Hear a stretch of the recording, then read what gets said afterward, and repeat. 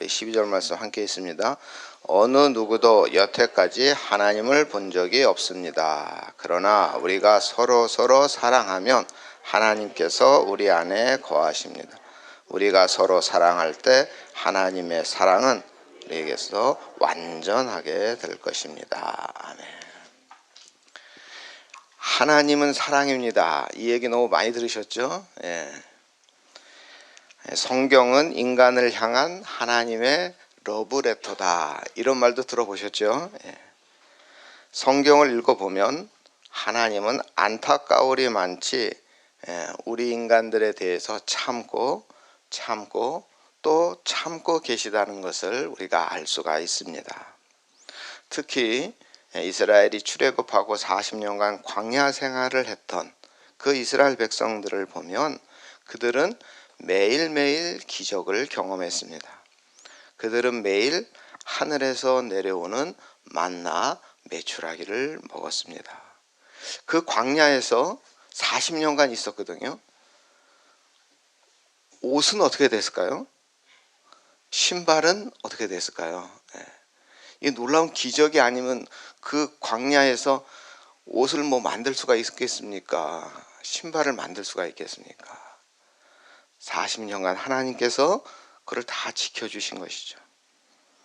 가나안에 정착한 이후에 여호수아가 죽습니다. 그러자 이스라엘 백성들이 어떤 행동을 하죠? 하나님의 말씀을 어기고 우상을 섬겼습니다. 오늘 우리로서는 상상할 수 없는 그런 놀라운 기적들을 이스라엘 백성들은 체험했습니다. 정말 매일매일 체험했습니다. 그런데 그들이 너무 쉽게, 너무 빨리 타락을 했죠. 그러한 이스라엘의 배신보다 더 놀랍고 이해하기 어려운 것은 그러한 이스라엘 백성을 사랑하시는 하나님의 모습입니다. 하나님은 참고 또 참고 참으셨습니다. 그리고 기다려 주셨어요. 기다리고 기다려 주셨습니다. 끊임없이 선지자들을 보내어 그들을 설득하셨습니다. 그래도 그들이 돌이키지 않자 하나님은 최후의 방법을 쓰셨습니다. 그것은 당신이 창조하신 이 세상을 없애버리고 새로운 세상을 만드는 것이 아니었습니다. 최소한 정말 문제 있는 죄인들을 싹 쓸어 엎어서 정말 본때를 보이신 것이 아니라 당신의 외아들 예수 그리스도를 이 땅에 보내어 제물이 되게 하신 것입니다. 이것이 사도 요한이 말하는 하나님께서 오늘 우리에게 보여주신 사랑입니다. 우리는 모두 이 놀라운 사랑을 받았습니다. 이 놀라운 사랑을 받은 우리 성도님들 어떻게 살아야 하겠습니까? 정답은 닮음의 원리에 있습니다. 자녀가 그 부모를 닮는 것은 지극히 정상입니다. 부모 자식 간에 닮지 않으면 그 문제가 있는 것이죠. 제가 아들만 셋인데 저희 아이들과 저의 공통점이 한두 개가 아닙니다. 문제는 좀 좋은 것만 닮지 왜 나쁜 거를 그렇게 닮는지. 저만 그런 게 아닌 것 같습니다. 여러분 웃으시는 거 보니까.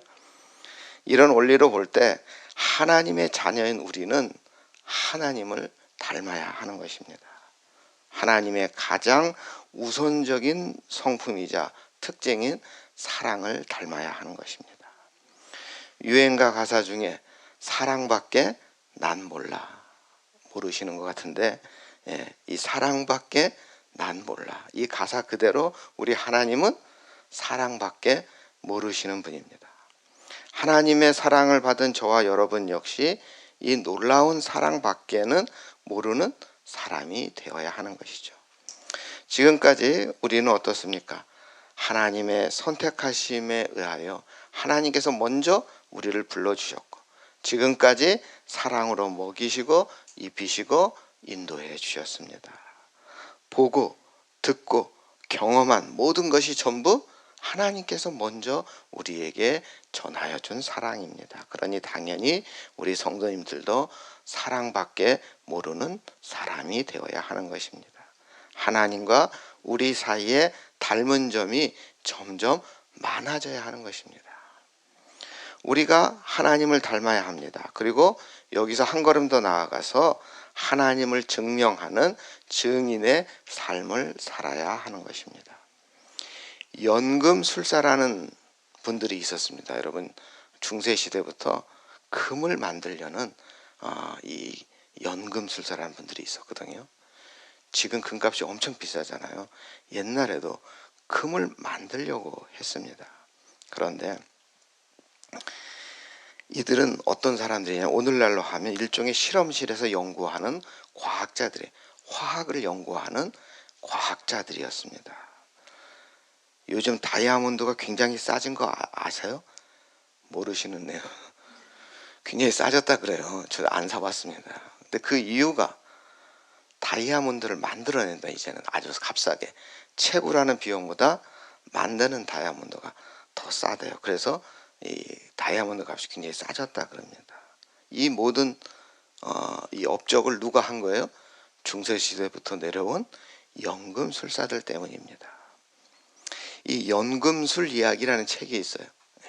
거기에 보면 제가 목사로서 감명 깊은 부분이 있었어요. 이 연금술사들이 제자들을 교육하잖아요. 그런데 제 생각에는 이 실험이잖아요. 여러 가지 반응을 보고 화학적인 여러 가지 장치를 개발하고 이런 건데, 이런 걸 강조한 것이 아니고 연금술사들이 자기 제자들을 교육할 때 도덕적인 측면을 강조했다 그래요. 건강하고 겸허하고 경건하고 순결하고 덕이 있고 신뢰성이 있고 희망차고 자비롭고 선하고 인내심이 있고, 그래서 삼가할 줄도 알고 이해심이 깊으면서도 순종할 줄 알아야 한다는 것을 교육했다 그럽니다. 마치 목사를 교육하듯이 이 연금술사가 되기 전에 자신들의 마음과 정신을 먼저 순결하게 해야 된다고 그들은 생각했어요. 과학적 이론, 실험실 운영 방법보다 도덕적인 자질을 갖추지 않으면 반드시 실패한다고 믿었고, 연금술사의 인격이 순결하지 못하면 가장 순결한 금속인 금을 만들 수 없다고 생각했어요.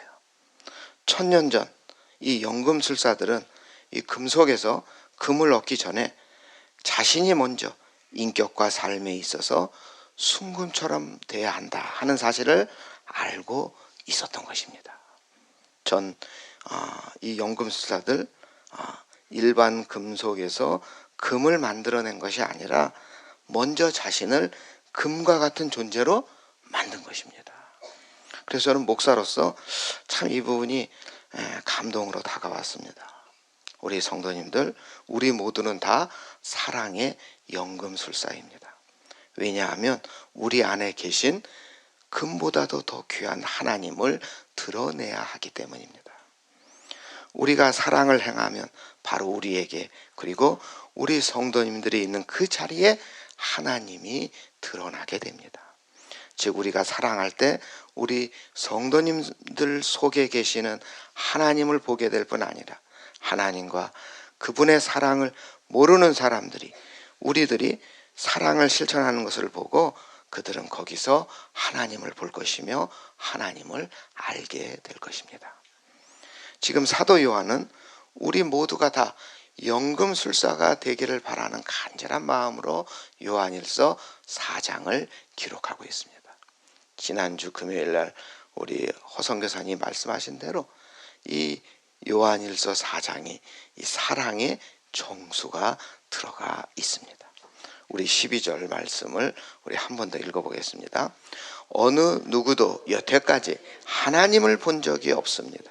그러나 우리가 서로 사랑하면 우리 안에 하나님께서 우리 안에 거하십니다. 우리가 서로 사랑할 때 하나님의 사랑은 우리 안에서 완전해질 것입니다. 이게 비슷한데 제가 개역성경으로 한 번 더 읽어볼게요. 둘 다 내용이 좋아요. 제가 한 번 더 읽어볼게요. 개역성경으로.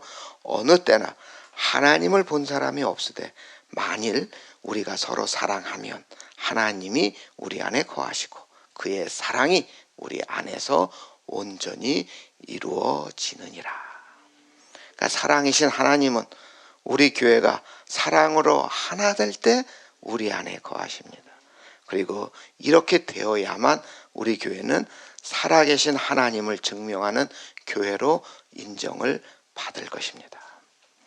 제가 예전에 이 펭귄, 남극에 있는 펭귄에 관한 이 생태 이 다큐멘터리를 본 적이 있는데, 이 남극의 이 황제 펭귄, 굉장히 덩치가 커요. 1m나 되는 아주 큰 펭귄인데, 이 펭귄이 한겨울 영하 40도, 50도 내려가는 그 추운 겨울을 그 밤에 어떻게 버티냐면 서로 이렇게 뭉쳐요. 서로 바닥바닥 이렇게 뭉쳐서 서로 체온을 유지하면서 그 영하 50도 이하로 내려가는 그 겨울을 버팁니다. 그러면 어떤 문제가 발생하죠? 맨 가에 있는 펭귄들은 굉장히 춥겠죠. 예. 그러면 1시간에서 2시간 교대로 서로 바꿔줍니다. 예. 이렇게. 야, 그 모습을 보면서 야, 정말 이 바깥에서 맨 바깥에서 1~2시간을 버텨주는 그 헌신하는 펭귄이 필요한 거예요. 교회가, 우리 교회에 있는 성도님들이 정말 사랑의 이름으로 펭귄처럼 이렇게 수고하고 봉사하고 희생할 때 우리 교회는 하나님과 하나님의 사랑을 증거하게 될 것입니다. 이 요한일서 4장 이 후반부 이 사랑을 실천하는 성도에게 생기는 이 2가지 유익에 대해서 소개를 하고 있습니다. 첫째, 하나님 앞에서 담대하게 된다는 것입니다. 우리 17절 우리 함께 읽겠습니다. 하나님의 사랑이 우리 안에 완전해질 때 우리는 하나님께서 심판하시는 그날에 아무 두려움 없이 설 수 있을 것입니다. 우리에게 어떤 두려움도 있을 수 없는 것은 우리가 이 세상에서 예수님과 같아지기 때문입니다. 제가 이제 목회 상담 공부할 때 자신감이 결여된 사람들이 있잖아요. 이 사람들이 대개 부모로부터 학대를 받았을 때 자신감이 결여되는 부분이 많아진다, 뭐 이런 걸 배웠습니다. 그러니까 어려서부터 아버지의 사랑을 받지 못하고 또 아버지로부터 학대를 받으며 자란 사람은 어른, 자기보다 높은 권력자 이런 사람들에 대한 두려움이 많다는 거예요. 이 17절 말씀, 두려움 없이 설 수 있다. 개역성경에는 담대할 수 있다, 이 표현이 나오는데, 이 상대 권력자가 높은 사람이 아니고 누구 앞에서 두려움이 없는 거예요? 하나님 앞에서 두려움이 없는 거예요. 이 세상 그 어떤 권세자보다 높고 높은 하나님 앞에서도 두려움이 없는 거예요. 하나님 앞에서도 담대한 것입니다. 지금 우리 성도님들 하나님 앞에 나와 있습니다. 두려움 없이 담대하십니까? 혹시 확신이 없고 자신감이 없고 부끄럽지 않습니까? 하나님 앞에서 담대함은 사랑을 실천하는 성도들에게 주어진다 하는 것이 이 17절 말씀입니다. 하나님의 사랑이 우리에게 준 것이 있는데 그것은 지금만이 아니라 심판날에도 하나님 앞에서 두려움 없이 담대한 것이다, 이렇게 말하고 있습니다. 우리 18절도 우리 읽겠습니다. 사랑이 있는 곳에는 두려움이 없습니다.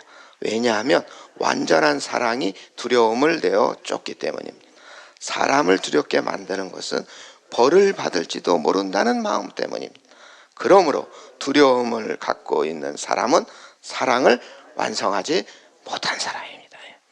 사랑 안에 두려움이 없고 온전한 사랑이 두려움을 내어 쫓습니다. 두려움이 생기는 이유는 뭐라고요?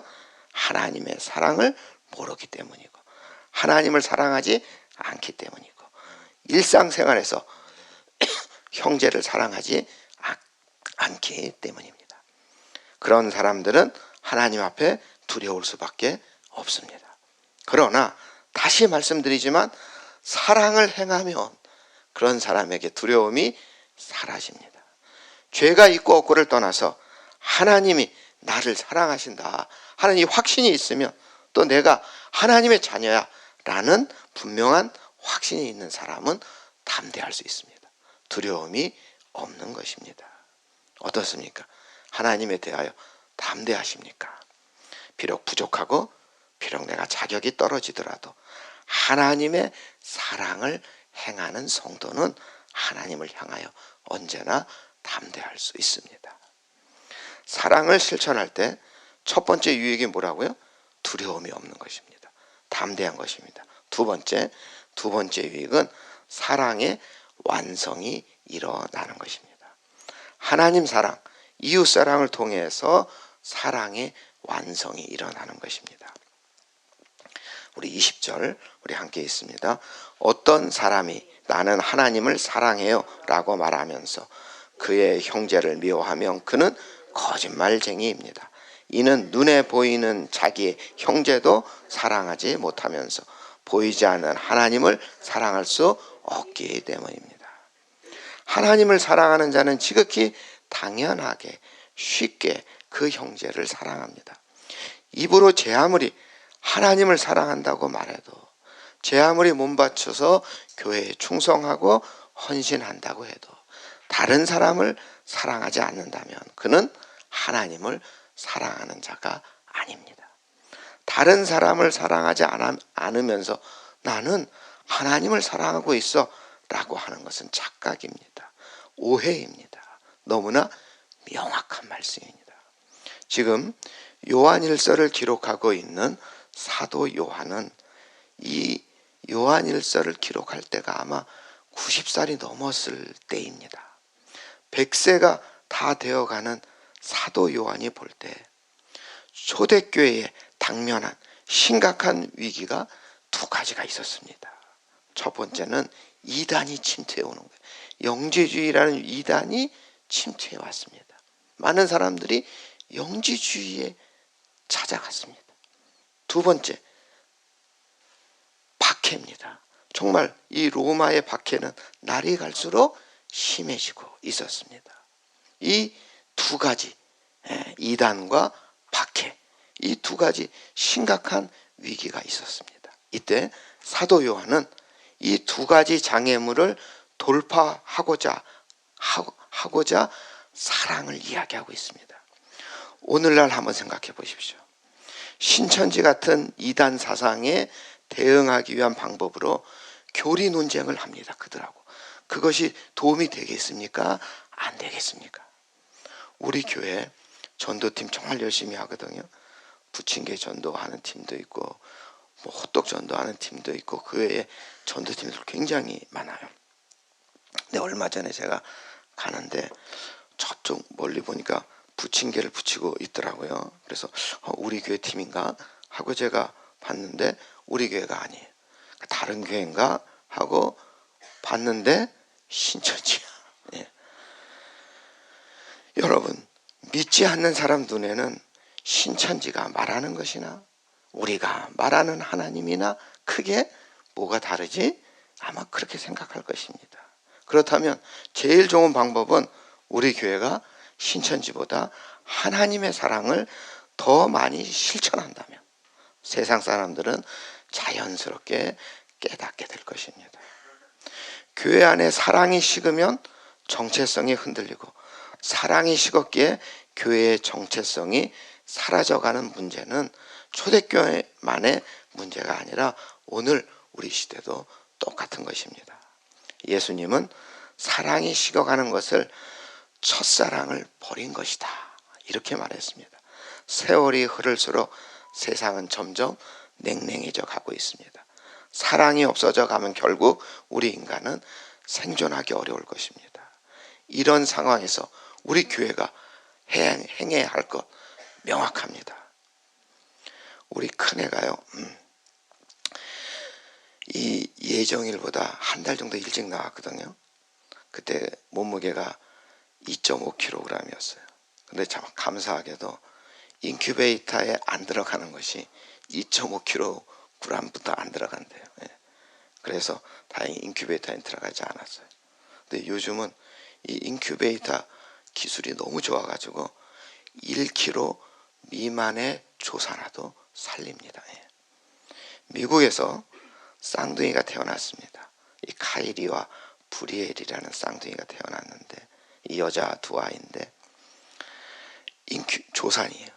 그래서 일찍 그 인큐베이터에 들어갔는데, 먼저 나온 카이리는 건강하게 잘 자라는데 두 번째 태어난 이 브리엘은 계속 아픈 거예요. 의사들이 온갖 노력을 다했지만 효과가 없었습니다. 자꾸 뭐 방법이 없어요. 그래서 그때 의사 선생님이 규정을 어기고 이 인큐베이터에 두 아이를 동시에 넣었습니다. 원래는 인큐베이터 하나당 한 명만 넣어야 되는데, 그런데 놀라운 일이 벌어졌어요. 이 건강한 그 먼저 나온 카이리가 손을 뻗어서 동생을 나중에 점점 가까이 서로 붙는 거예요. 그러면서 시간이 지나자 이 아픈 브리엘의 혈압, 맥박, 체온이 정상으로 가는 겁니다. 그리고 얼마 후에 이 쌍둥이는 건강하게 인큐베이터에서 나오게 되었습니다. 이 놀라운 기적이 학회에 보고가 되었죠. 사람은 혼자서 살 수 없습니다. 점점 외롭고 고독해진다면 살아도 사는 것이 아니고 죽음보다 더 고통에 빠질 것입니다. 우리 사람은 혼자 살도록 지음받지 않았습니다. 하나님은 아담 혼자 있는 것을 보기에 좋지 않다 하시며 이불을 창조해 주셨습니다. 그래서 우리 사람은 서로 손을 잡을 때 알 수 없는 힘이 생깁니다. 그렇기 때문에 우리 사도 요한은 이 그 위급한 교회의 위기 상황에서 사랑을 강조한 것입니다. 사랑만큼 중요한 것이 없기 때문입니다. 우리 하나님이 사랑밖에 모르듯이 우리들도 사랑밖에 모르는 성도가 되어야 하는 것입니다. 성도는 하나님의 사랑이라는 집에서 태어나고 사랑을 받으면서 자라고 사랑을 먹고 사는 사람이 바로 성도라 불리는 사람입니다. 이러한 사랑을 받은 성도는 사랑을 실천해야 됩니다. 그럴 때 놀라운 일이 일어납니다. 사랑을 행할 때 하나님이 보여지고 사랑을 행할 때 하나님의 사랑이 증거된다고 사도 요한은 분명하게 말씀해 주고 있습니다. 우리 성도님들 모두 사랑의 실천자, 사랑의 연금술사가 되어서 두려움 없이 담대하게 하나님께 나아가는 복된 성도가 다 되시기를 주님의 이름으로 축원합니다.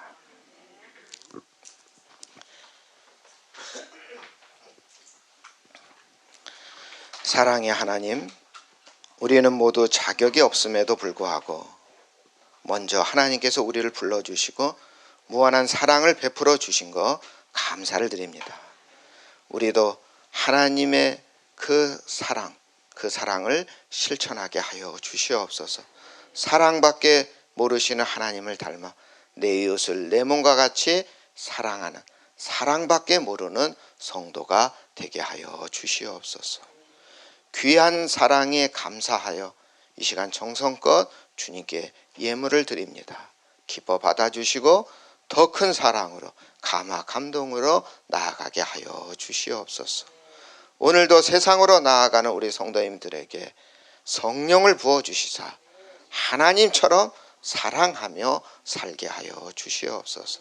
사랑의 실천자, 사랑의 연금술사로 전능하신 하나님을 증거하는 증인의 삶으로 담대하게 살게 하여 주시옵소서. 우리를 구원하신 예수님의 이름으로 기도드립니다. 아멘.